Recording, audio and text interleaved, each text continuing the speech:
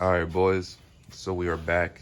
We have the turbo torn down, or not torn down, but we have it mounted here to my little uh, vise. Right. I'm gonna go ahead and take the intake and the exhaust sides off. All right. So first, you'll need a little 10 wrench, and then you'll also need an 8 wrench. Let's see if I have one around here.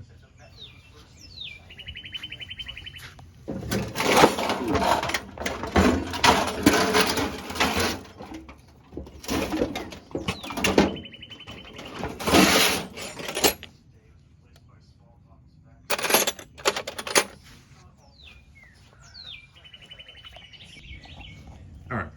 So first things first, you take your little 8 wrench and you loosen these bolts right here. Right. As you can see, I'm still loosening them. Right. Once you get all your bolts loosened, there should be 4. You see, there's 2 more on that side. You pull this little blow-off valve. Right. So you pull the blow-off valve arm off. All right, cool. So we've got the intake, the cold side of the turbo off. Now time for us to get the exhaust side off.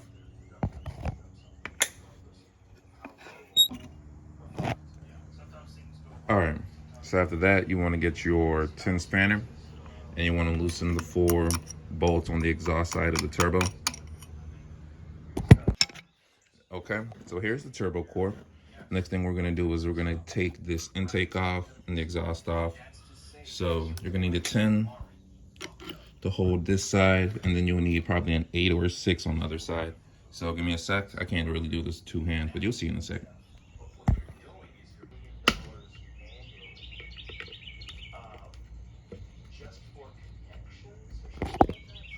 Okay, so I've got the turbo exhaust side and intake side off, right, from the core. The only thing that's left for me to get to the journal bearing is these, right? So these use star bits. So I have my little star bit here.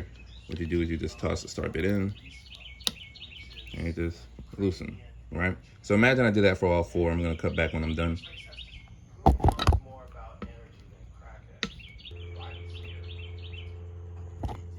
Okay, so after you take this off, right, you're gonna see the actual turbo core, right? Go ahead and pop this little bronze retaining clip off, put in your pile of parts, right? Take this off. This is a little washer or spacer, right?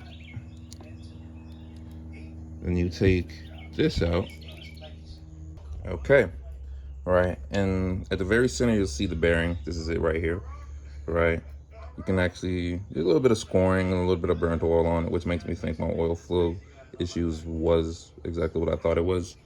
And here you can see some, you can't really see it on the camera, but there's some scoring inside the journal bearing.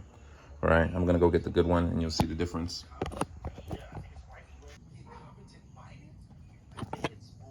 Okay, so the inside of this journal bearing's fuck, you can see a little bit of scoring, but then you look at the inside of this one and it's a perfectly smooth surface. So what we're gonna do is we're gonna basically do all the steps we just did, but in reverse. So this is a new bearing. All right, I'm gonna go dip it in some oil so it's lubricated when it goes in.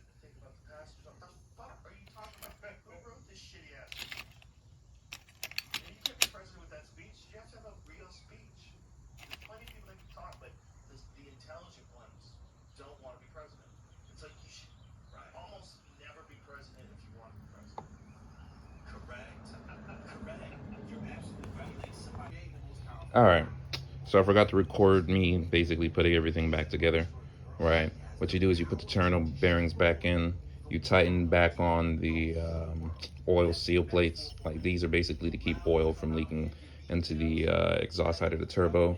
You put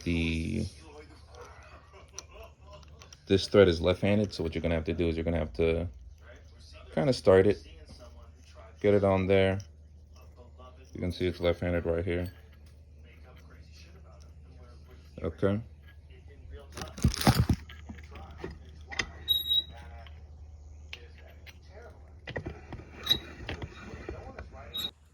Okay, gens and germs, that's the turbo rebuilt.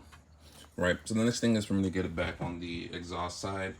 And then I've got to change.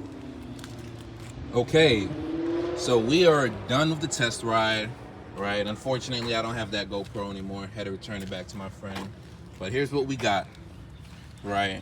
We got this fz07, right? We replaced the turbo feed line and removed the restrictor, so it's getting more oil. We double checked our oil return line so they would stop leaking on this side, right? I do see one last little leak, but it's coming from this crankcase cover, and I'm pretty sure it's just because I have this pump upside down. It's a couple drops compared to before where it was just pissing oil all over the place, right? So we've got the oil pump. I'm gonna build a mount and see if I can flip it right side up, right?